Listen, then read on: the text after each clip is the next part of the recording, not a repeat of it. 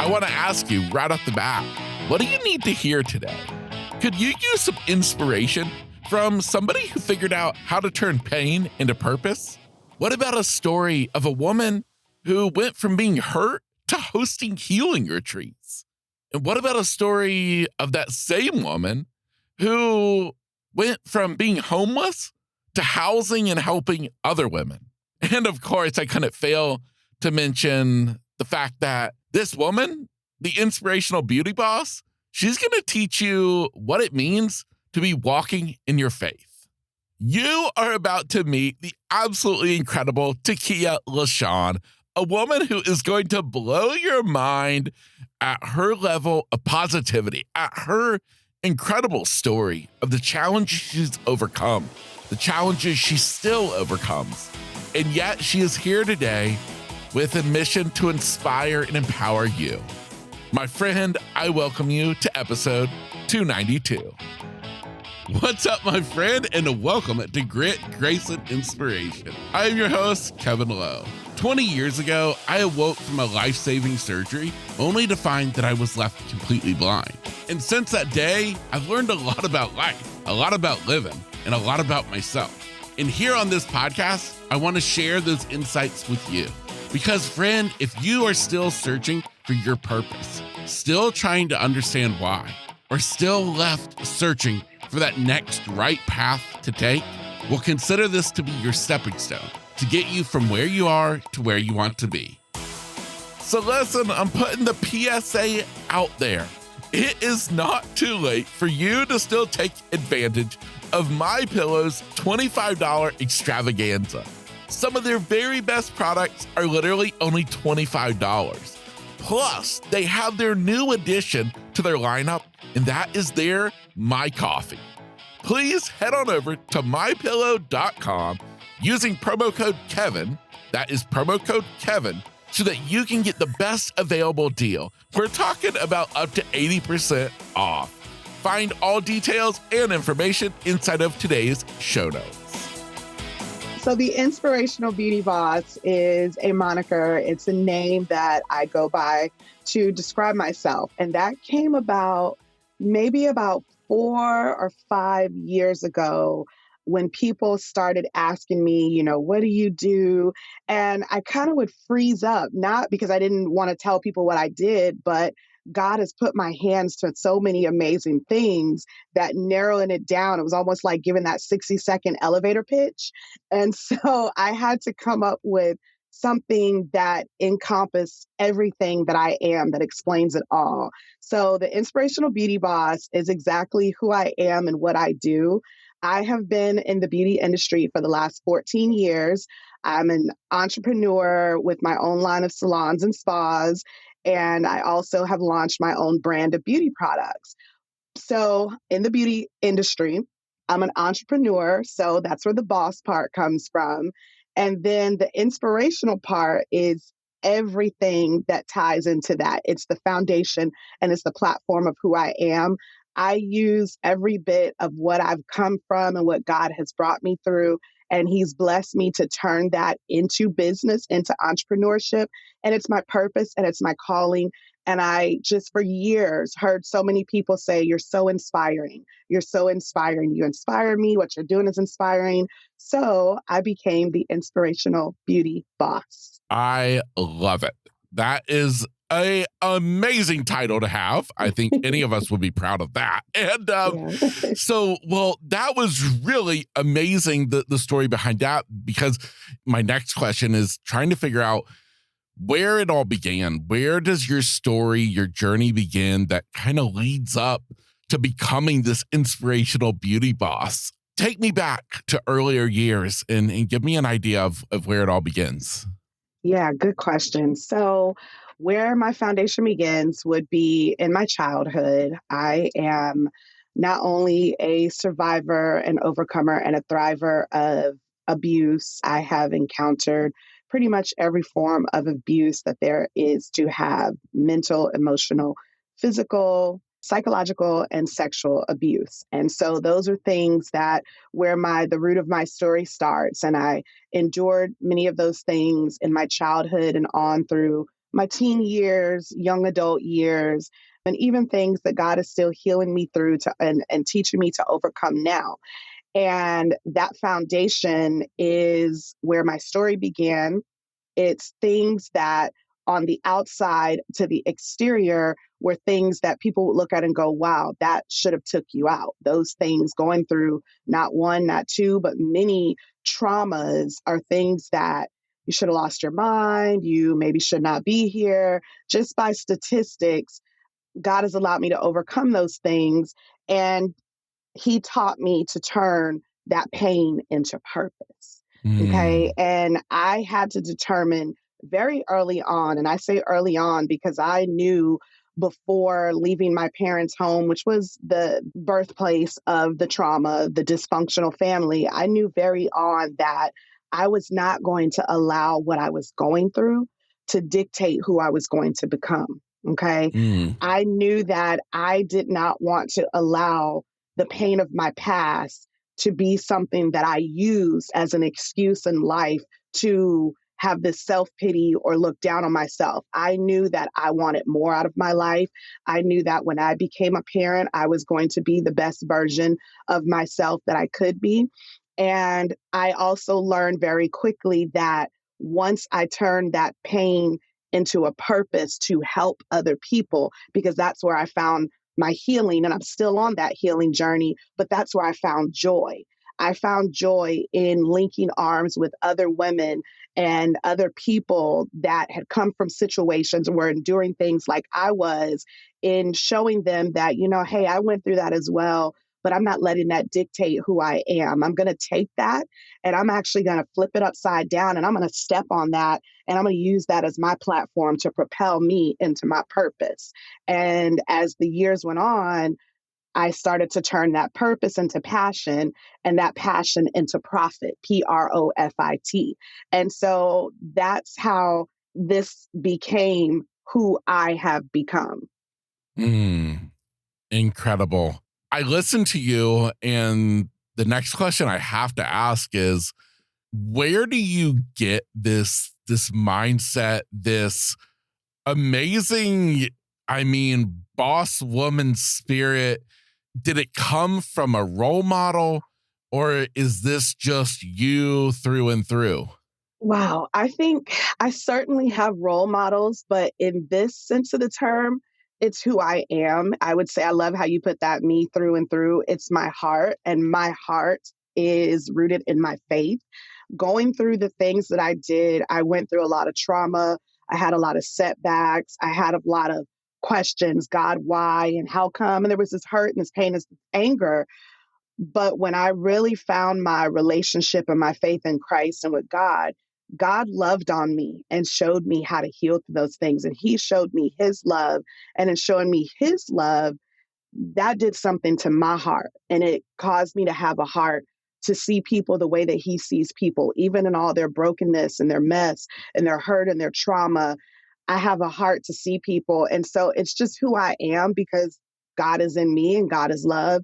And I also determined I came from some of that abuse that was verbal abuse. I was told consistently in my childhood that I would never be anything, that I would not amount to anything, that I would just turn out to be the single mother on welfare, all of these things that I was still a child and didn't even really know what I was being told. But again, my mindset, I just knew I'm not those things. I'm not going to be those things. I'm going to prove people wrong and show them that I am something, that I do have value. And so I adopted that mindset that the only person that I have to compete with is myself. Mm. And each day I strive to be a better version of myself. And so I'm not this superhero. I go through things every day. I'm human. Like I tell people, you cut me, I'm going to bleed red just like the next person. So I have emotions and feelings and things as well.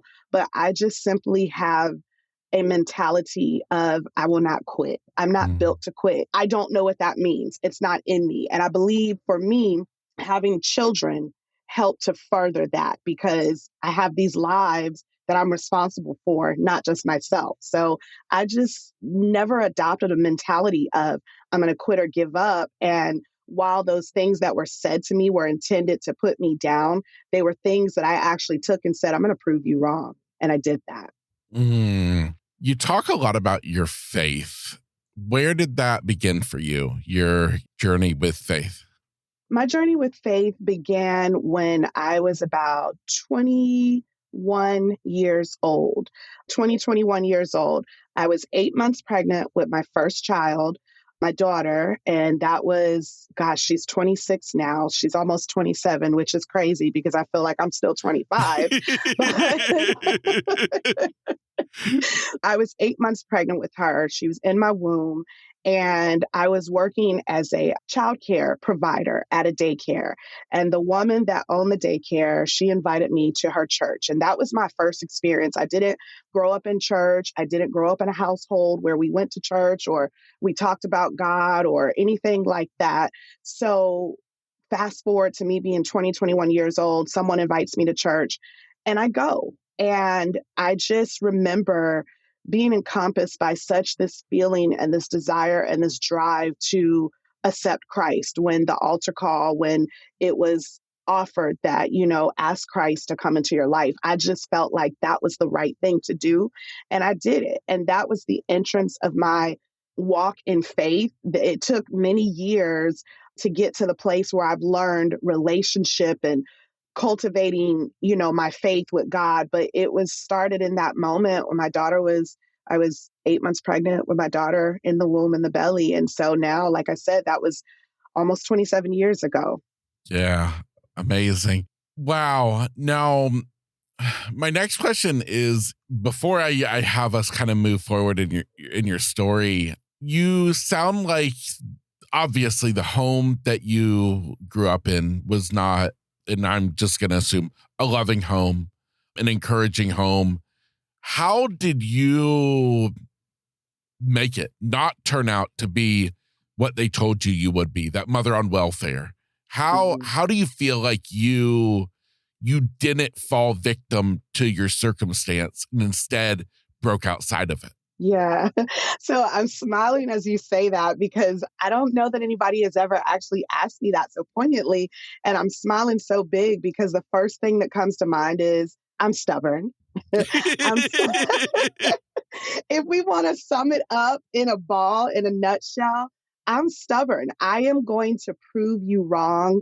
I am going to prove you that I'm not the negative things. Like, I wouldn't say I'm competitive, but I have always been someone that's like, if you tell me I can't do that, I'm going to show you I can do it. And if you tell me that it can't be done, I'm going to show you it can be done. And so I just believe I have always had that as a child. And I wouldn't say, it was a very difficult home environment. There are times that I recall love and laughter and joy in the home, but there are also times that it just turned into discord and dysfunction and no peace. And so I was stubborn. I just was like, you tell me I can't do it. Yes, I can. I believe it's Audrey Hepburn. She said the word is actually, it's not impossible, it's I'm possible. And I always see the glass as half full, never empty. Yeah, I love it so much. Wow, wow, wow. I love the impossible. No, I'm possible. That I've I'm never heard that possible. before. I Yeah. love it. I have it I have a bunch of affirmations throughout my studio in my home. And that's one of them. When people walk in to visit me, there's all of these positive affirmations. And that's one of them. Wow, that's incredible. So back kind of on your life, you talked about when you were pregnant, but give me an idea of life from childhood moving into adulthood. What did life kind of go from there? Oh, well, Kevin, I was a mess. I mean, coming from trauma and abuse, I again grew up in a two-parent home, but my stepfather was my abuser. So it was like a two-parent home physically, but lacking all the other aspects of what I needed. And so I grew up with some traits that I had to learn lessons from. Like I said, I had to walk out. There was no one there to tell me what was right and wrong and those things that were done. And really no one there to tell me that, this is the path that you should or shouldn't take. And so I learned a lot of lessons. Like, I'm cautious to use the word made a lot of mistakes, because I feel like it's only a mistake if we don't learn from the lesson, right? Mm, Like, if we don't learn from it, we're going to keep going through it.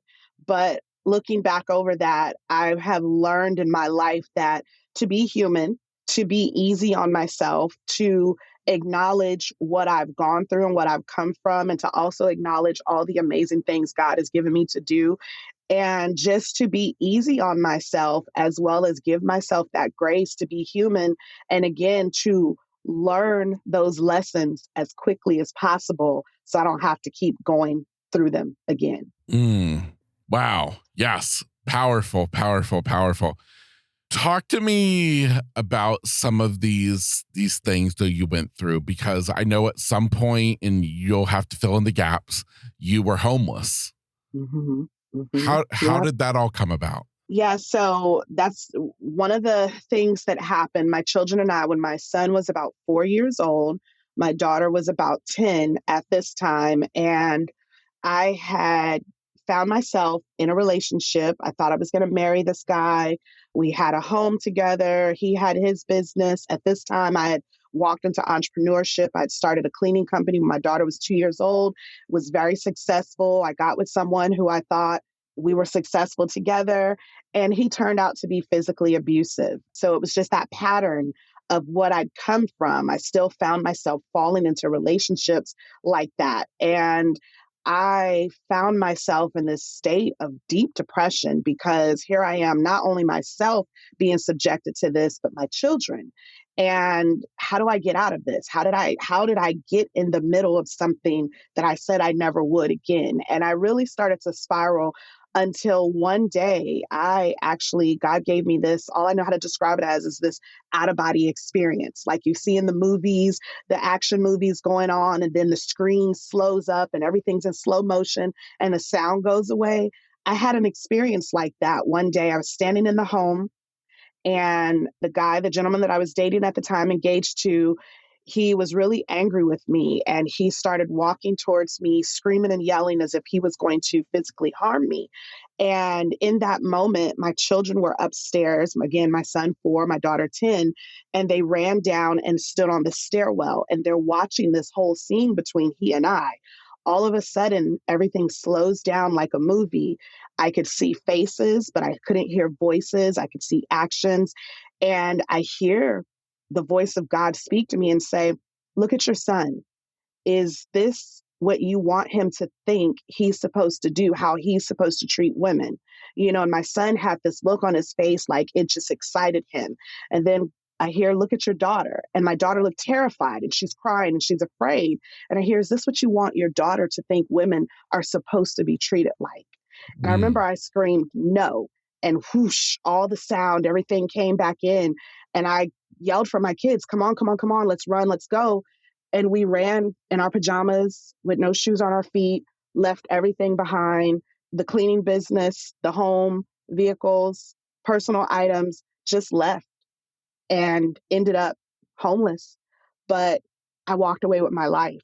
I walked away with my mm, children, seeing that their mom was not going to allow them to grow up in a environment that perpetuated the abuse that I had come from. And so in that day, I changed the trajectory of my children and their mindset. My daughter knows you do not allow a man to physically hurt, harm, or endanger you. My son knows you do not ever put your hand on and physically hurt, harm, or endanger a woman. And so we ended up homeless. And that actually was one of the most pivotal moments in my life, because it was tough, but it was in that moment that God gave me a clean slate, and he put me in the beauty industry, which mm, took me through the 14-year journey of self-esteem and self-love and self-care and women's empowerment, and becoming the inspirational beauty boss and authoring and publishing 6 books and becoming a talk show host and a podcast host and just so many things, and sitting here now sharing that testimony and telling this story.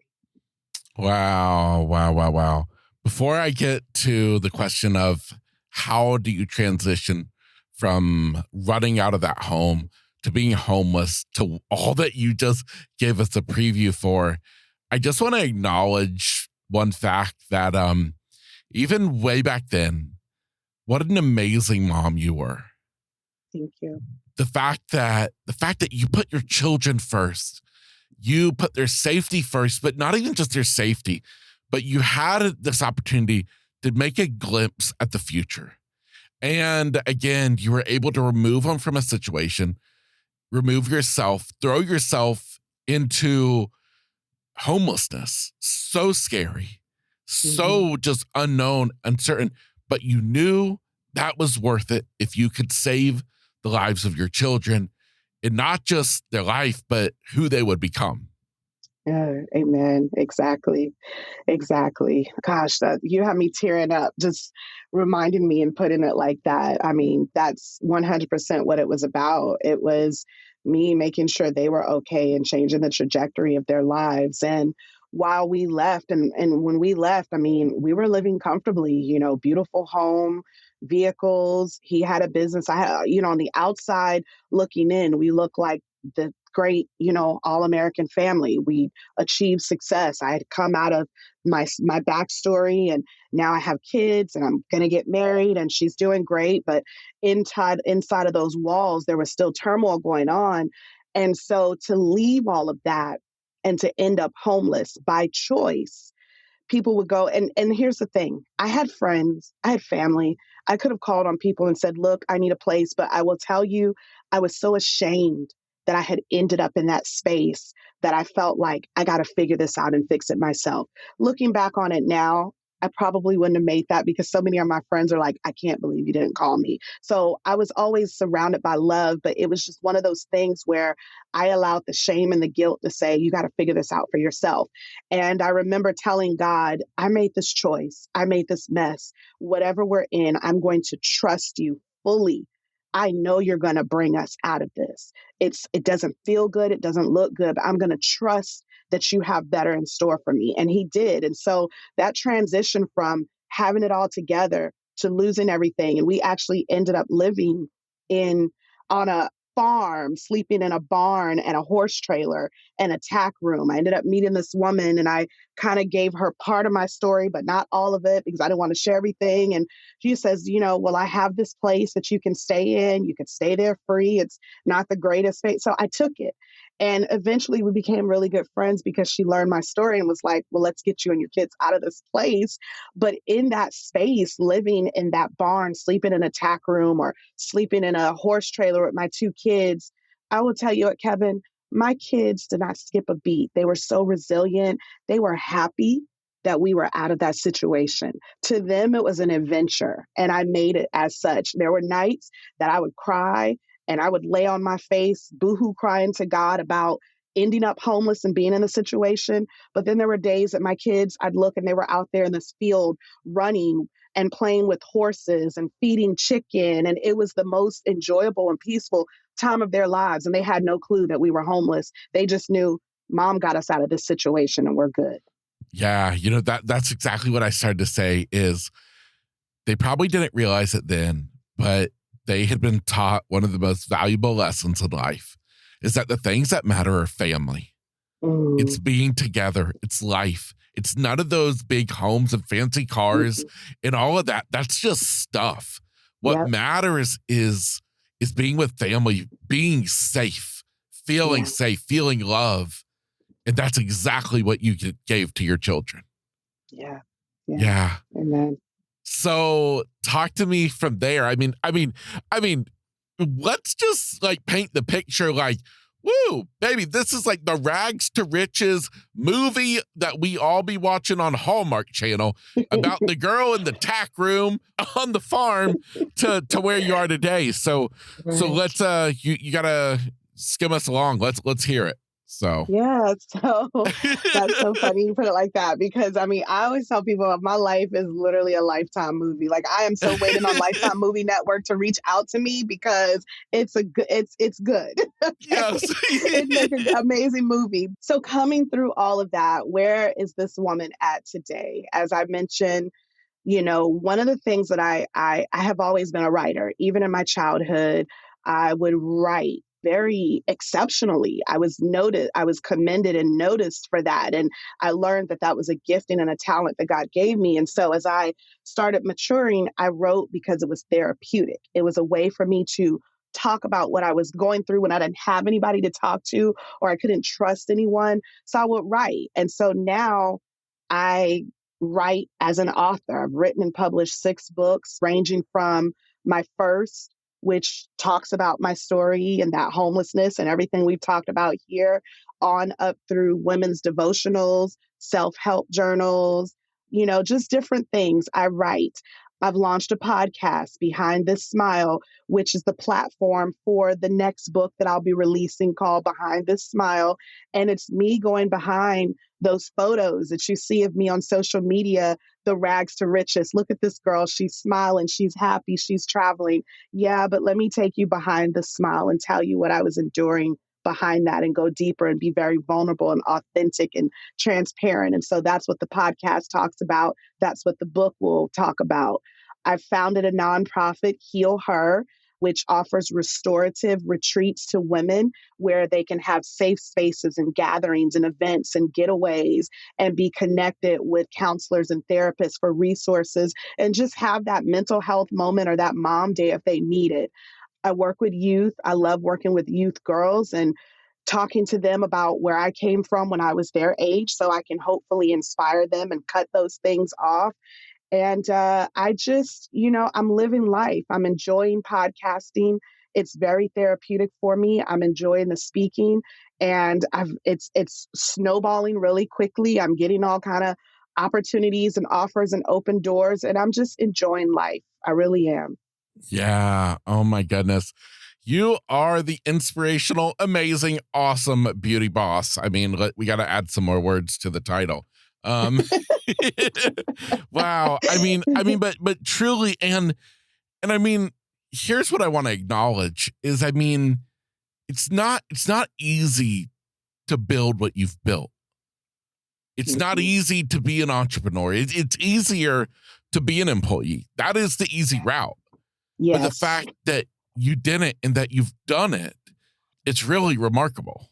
Yeah, Yeah. it has not been easy. And I don't ever want anyone to have the misconception that it's just been so easy. Sounds like it was a walk in the park for her. No, enduring all of those things that I've gone through, the trauma, raising children as a single mother, building business while I raised my children as a single mother, learning of my own trauma and the impact of that, having diagnosis. I'm 47 now, and I was in my early 40s the first time I saw a therapist. And it felt so liberating and so freeing because she put a title to what I had been dealing with. She said I was diagnosed extreme PTSD and severe depression. And those are harsh things to hear, but I'll tell you, when I heard it, I felt like this weight lifted, not because I had these diagnoses, but oh, I'm not crazy.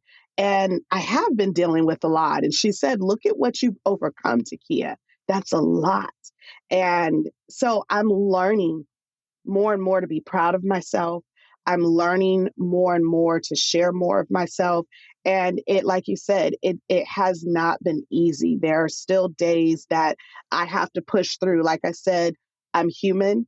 I'm not superhuman, but my faith in God, I account it and attest it all to Him. I wholeheartedly believe I would not and could not be here had it not for me having faith in God and allowing and acknowledging His hand on my life and Him allowing me to use the story of my journey to help other people, other listeners, other viewers, other people say, look, you can get up. Not only can you get up, take my hand. I'll help you and I'll walk through it with you. Mm. Was there ever a time when you could say that your faith ever wavered? Mm, yes. I would be lying if I said I would be lying if I said no. Now, have I ever stopped believing in God? No. Beyond a shadow of a doubt, I have not. That moment in that barn when my kids and I were homeless, I remember getting on my knees and crying. It was raining, and the roof of the barn had deteriorated. And so it was raining and it was destroying and damaging the last little bit of clothes that I had managed to bring. And I got on my knees and I remember telling God, I trust you. I believe in you. It does not matter how it looks or how hard it will ever get. I will never stop believing in you. And I just have seen him move too much in my life to doubt him. But faith, yes. Wavering, there were, like I said, times of asking him, well, why? Or even telling him, I don't want to do this anymore. Or, Yup. just being real with him. But see, that's the relationship I've cultivated with God. I treat him just like a friend, a father. He's Mm. all of those things. And so I can come to him with my truth because he knows. And I remember I went almost 1 year, where I didn't not pray, but internalizing, I was angry with God. And I just was different in my walk and my relationship. And I remember a whole year later, folding clothes, and I remember hearing the voice of God just say, why don't you just say it? And I remember I screamed, I'm so angry with you. And it's like he knew it. He was just waiting for me to be like, why don't you just put it out there? I know you're mad at me. I can handle it. Let's talk about it. So now, so now I let him know I'm angry. I don't like this. I'm not going to do this today. But he's so loving and so gentle and so kind and so merciful and so patient. And he still has a plan. And it's just like Jonah when he was in the belly of the whale. Jonah didn't want to go do something. He went through it for a little bit and then he pouted and he finally was like, all right, God, what are we doing? So Yep. I do. I do waver at times, but my firm footing is I love him and I know that he loves me. Yeah, I love it. What I love about the way you explain that is you explain it exactly how I do, is it's a Mm, relationship. yep. And it's just like every relationship where there's times when we get upset, we get Mhm, angry, but we still mhm. love each other. You know what We I still mean? love each other. Yeah, Yeah. And absolutely. Still yeah. love each other. And that's it. And like I said, God, He showed me His love in all of those situations I was going through, even when I didn't love myself, when I hated who I had become or didn't understand, didn't like it. God's love was just always there. And how do we experience God's love? He can send it through other people. He can send it through our reading the Bible. He can sit it when we're sitting alone in those deep, dark places and we're hurting and we can just cry out. And we may not be able to see him, feel him, touch him, hear him, but he's with us. If we have the opportunity to open our eyes, then he's still got a plan for us. And that's his Mm, love. amen to that. Oh my goodness. Your two kids. It's now been many, many years since you guys ran out of that home. Mhm. Talk to me about your kids today. I just, talking about your kids and being a mother all this time, would just love to kind of hear a little bit more about that. Yeah, yeah, that's a good question. So again, there now, my son he'll be 21 in like a couple of weeks, which I'm still grappling to figure out because again, I'm only 25. Yep. And and my daughter is 26. And I will say, this process, this journey has not been easy for them either. They are off the top. They are amazing. They are brilliant. One of the things that I spoke over them all these years through their childhood and even now, I would tell them, I would say, God, give them wisdom beyond their years. And Kevin, let me tell you, sometimes they're so smart. I just want to tell them, just, can you just go sit down? Stop talking, you know, because I'm the mom, okay? No showing me up.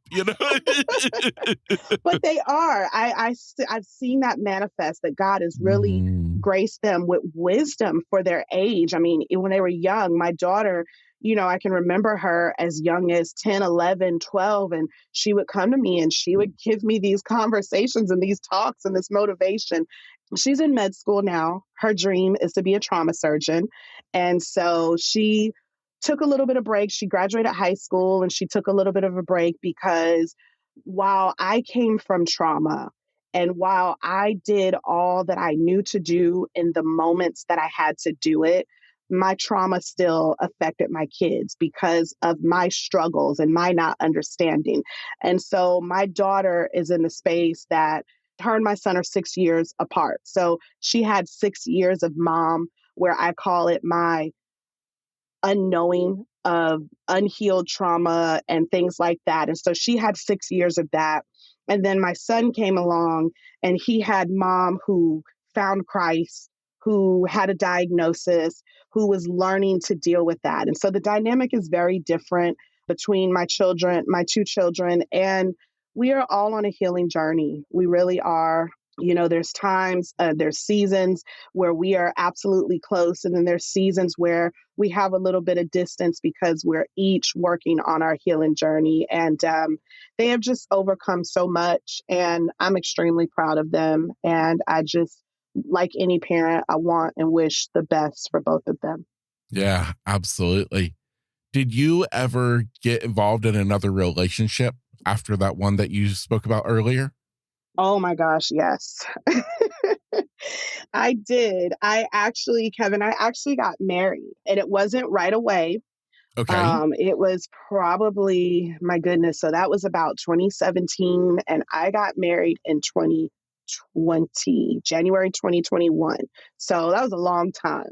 And I got into a relationship with someone that, I first marriage, I waited, prayed, asked God, is this the person? And I actually was so nervous when I got a yes from God because in dating, I normally was used to hearing God go, nope, no, not the one.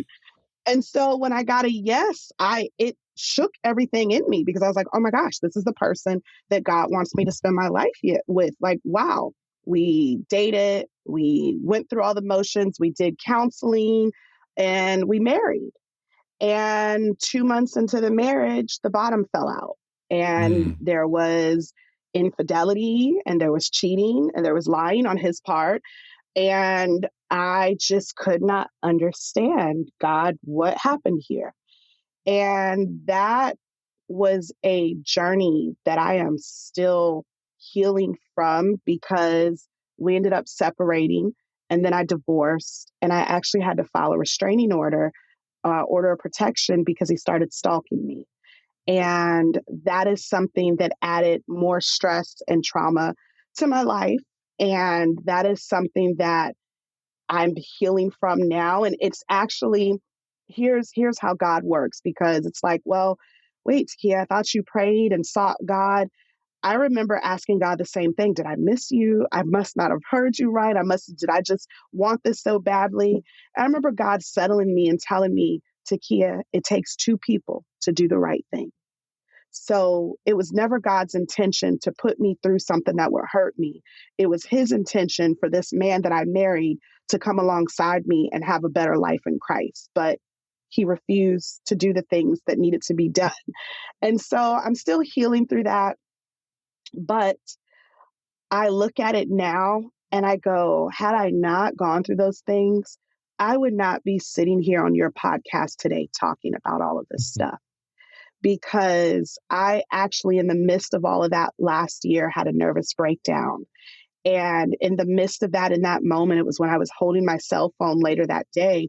And I just was kind of frustrated and going, I'm just swiping all these pictures of me smiling. Oh, she's traveling, she's smiling, and she's living here and she's smiling. And I remember saying, I'm always smiling.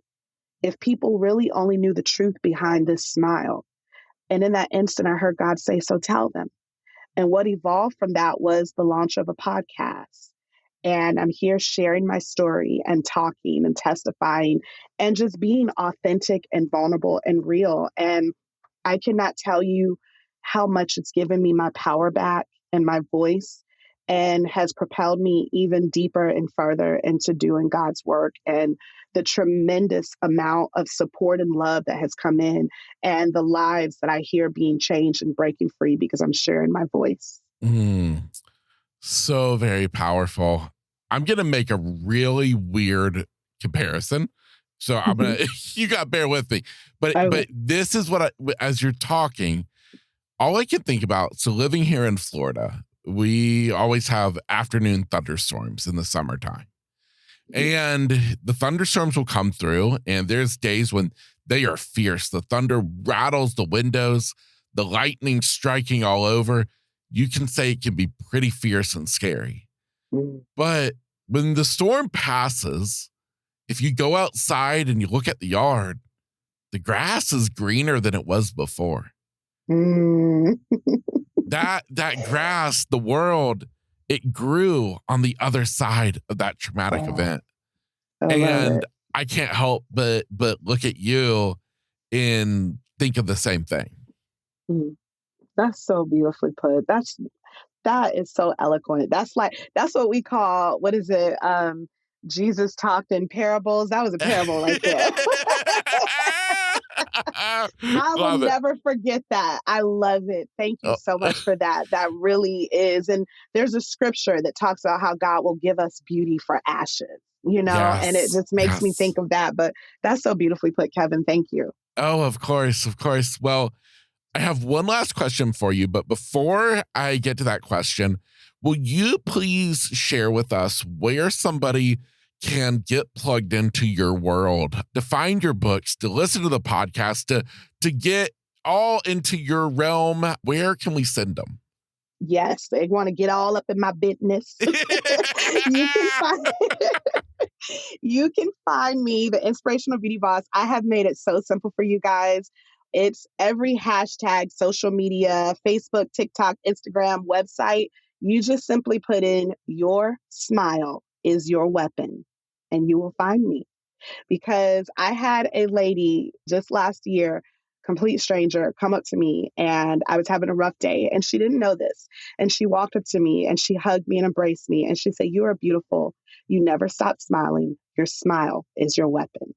And that stuck with me. And so that is how you can find my books, my website, my speaking. My podcast is streaming on all platforms, Behind This Smile with Takiya La'Shaune. And you just plug in "your smile as your weapon" and you'll find your girl. Amazing. I love that so very much. My last question for you is for the person listening today, and maybe they're a couple of steps behind you. They're in that thunderstorm. They're in the thick of it all. What would you say to that person to give them the encouragement to get to where you are in life? So what immediately comes to mind is actually the title of a podcast episode I just did recently. It says, "You got to go through it to get to it." Okay. And let me explain that. A lot of times when we're dealing with things, we say, "Oh, well, I'm going through this, or I'm going through that, or this is going on. I'm going through it." When you visualize going through something, I want you to see a tunnel. You're going through that tunnel. There's an entrance. And when you get into that tunnel, it may be dark or you're just driving. In order to get to the other side of that tunnel and see the light again, you got to keep going to come out on the other side.